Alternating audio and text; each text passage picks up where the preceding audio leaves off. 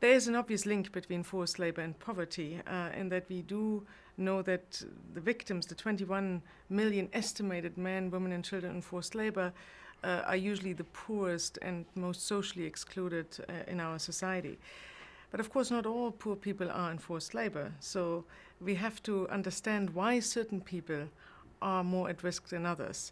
And what we've seen in much of our research is that households that are particularly vulnerable to sudden income shocks, that are not part of the social protection schemes, they are particularly at risk.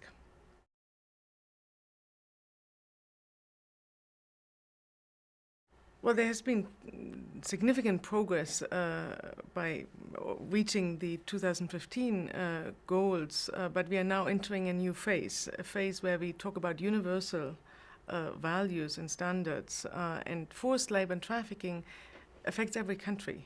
Even industrialized countries are not immune to it. So now we have to make sure we link the problem of trafficking and forced labor to what we call the decent work agenda. Because people everywhere need jobs, and we need to make sure that these jobs are decent and that there are no risks of forced labor, no matter where you work, whether it's low-skilled or high-skilled labor, whether it's in your own country or whether it's in another country.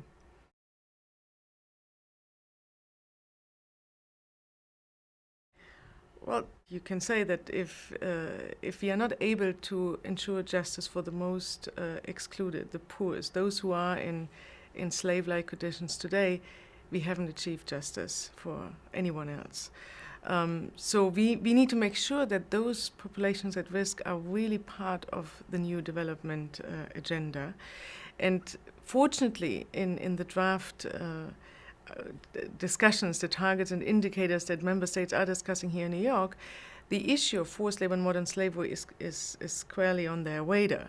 So we have now a level of political awareness and attention paid to this issue, which hopefully will make us achieve progress over the next years.